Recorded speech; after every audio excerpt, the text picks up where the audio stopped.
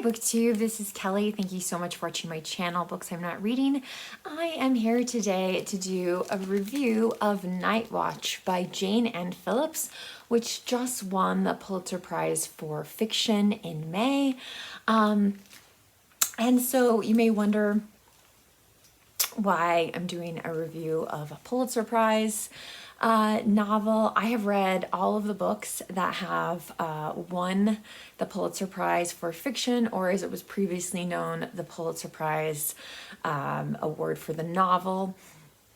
I did this as a reading project before I even knew about booktube, so it took me a little over 2 years, and then since then I've just been trying to read every Pulitzer as it's announced each year. The Pulitzer started in 1918 by, of course, Joseph Pulitzer. It's a very unusual prize. There's usually a group of 3 judges who make a recommendation to the Pulitzer Committee, and they have the final decision. And the Pulitzer is officially, the Pulitzer Prize for fiction is for distinguished fiction published during the year by an American author, preferably dealing with American life. And so I think that little caveat, and they have gotten away from that periodically over the history of the Pulitzer Prize, but that little caveat I think really changes it, changes what we should be looking for when we're reading a Pulitzer novel. So the question that I'm always asking is, why now? What does this say about American life in this moment? What is a historical novel that takes place during and after the Civil War have to say about American life? And of course, a large portion of this book takes place at a lunatic asylum. I believe it's the Trans-Allegheny Lunatic Asylum in West Virginia.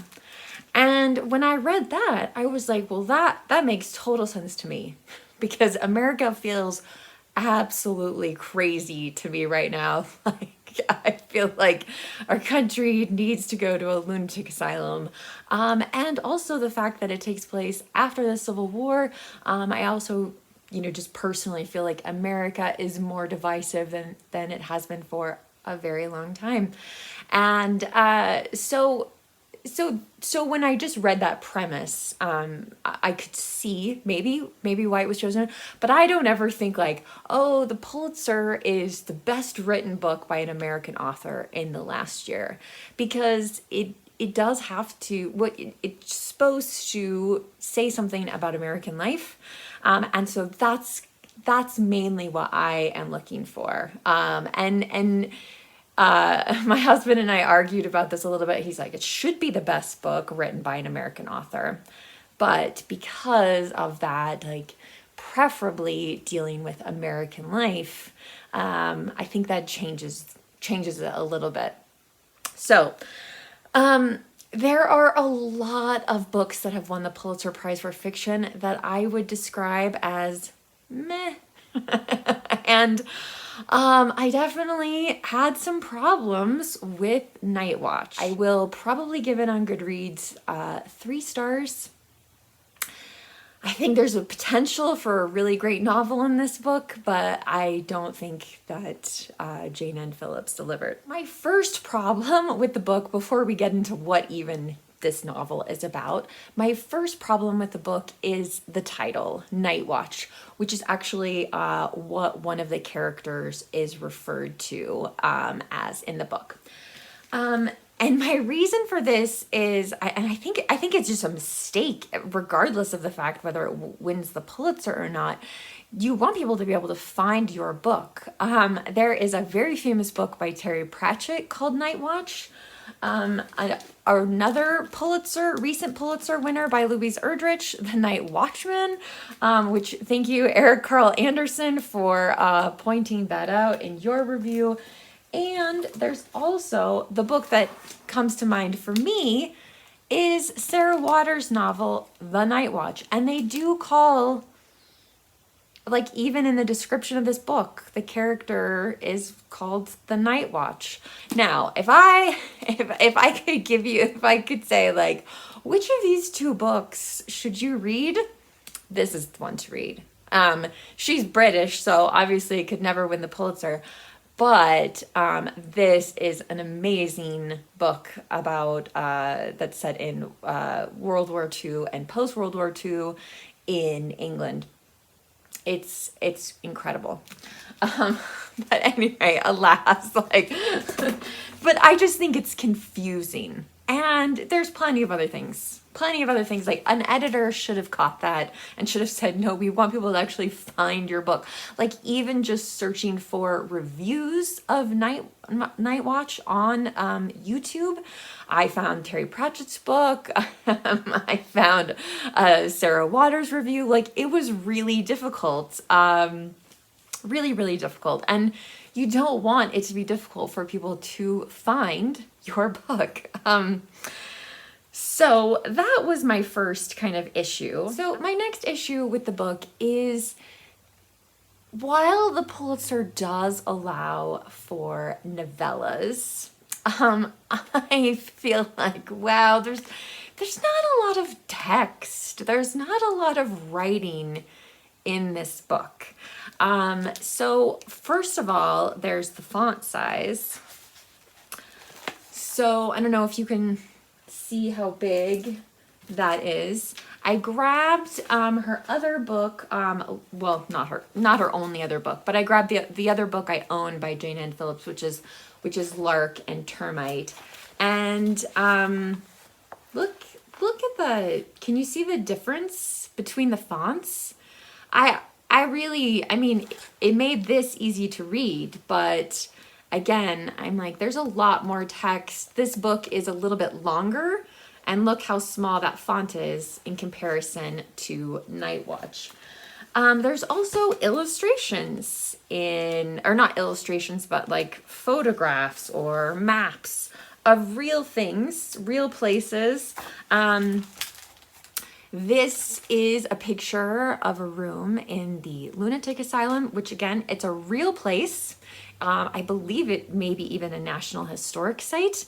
But in the book then, she describes this exact thing.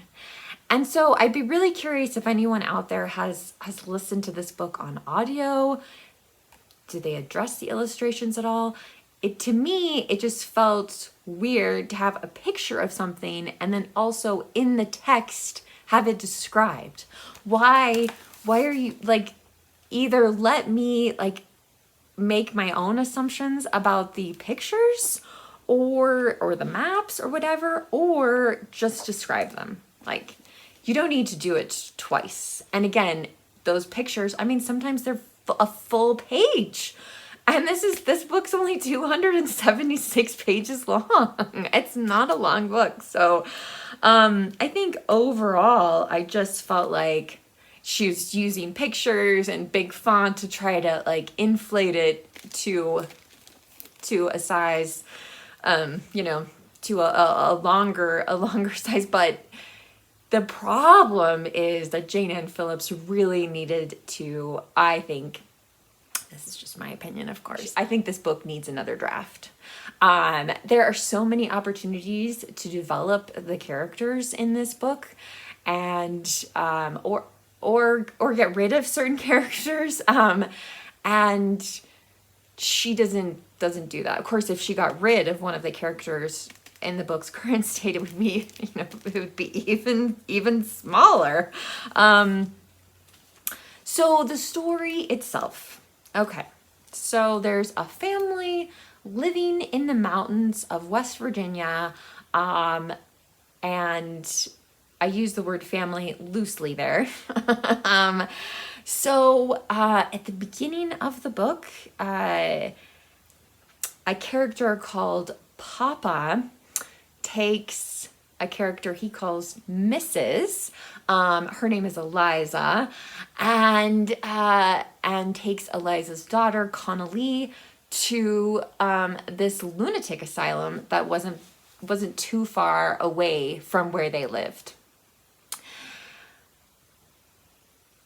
And again, like I don't have any problems with going to a lunatic asylum. It certainly didn't feel like, I mean, I was surprised at how kind of mild the lunatic asylum was. Like, it seems like it should be a place of like lots of chaos, maybe. I don't know. I guess I should do some more research on this actual asylum and how they treated their patients and what their patients were there for. I mean, if you get in trouble for just like bursting out into song, then I probably should be in a lunatic asylum. So the novel itself moves back and forth roughly between 1864 and 1874. That's, within each of those sections, characters are going back in time, even farther than that. So at the lunatic asylum, we meet the character of John O'Shea, who is also called Night Watch. And he walks the halls of the lunatic asylum at night and goes to the farthest reaches where the most disturbed patients are. There's a character that stays at the cabins that they have in West Virginia, up in the hills, and her name is Dearblah. I hope I'm saying that right. I'll put the name of the character down below. She's Irish. She's a poor Irish woman. She worked in the South for a while, and pre Civil War, or as the Civil War was just gearing up, and she has there's something mystical about her. She understands like plants and, how to use different roots for medicinal purposes and hunting and fishing and all those sorts of things. And, but there is like this kind of magical realism element to her. She makes Connolly, these things called God's eyes, which I couldn't really, I needed a picture, I guess, of that, but I couldn't really see what they might have looked like. Papa takes them away from Connolly, and she ends up sewing them into her, burlap sack blanket. But there is something like her spirit, like seems to be able to like go forth from her, and see if other characters are alive or if they're okay, that sort of thing. So I liked that. I liked that element of the story. But as with so many other things in this book, like it just, like all the main characters needed, I think almost all the main characters could have been fleshed out more.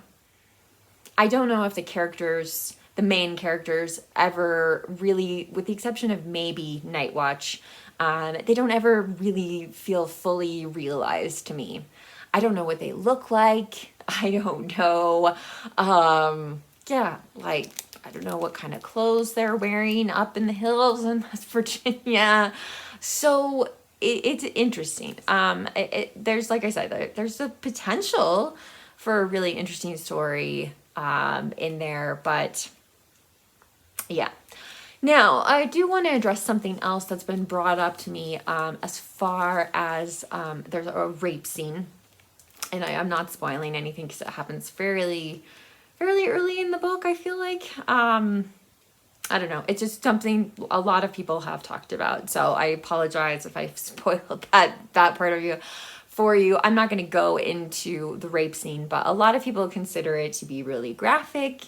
I guess my feeling about the rape scene was it's definitely not the worst thing it's not the most horrifying thing I've ever read. I'm not trying to minimize rape by any means.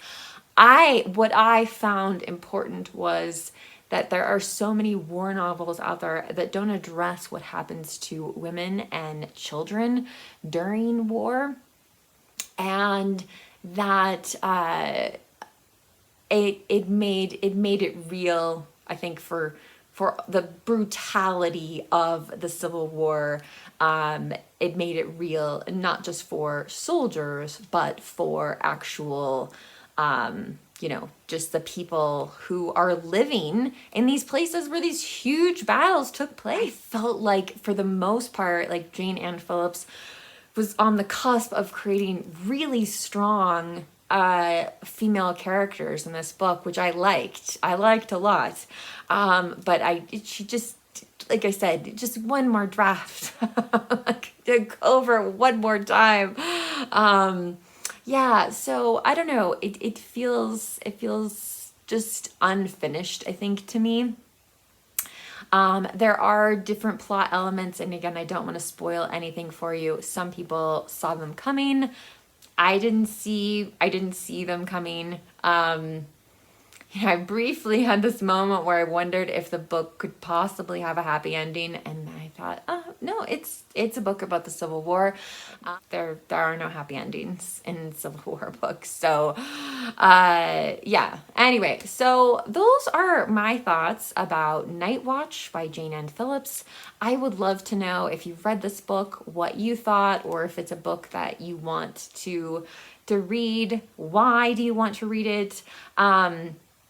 I'm hoping to make some other Pulitzer Prize related videos in the near future. So if you have any suggestions for me, please let me know in the comment section down below. I love hearing your thoughts.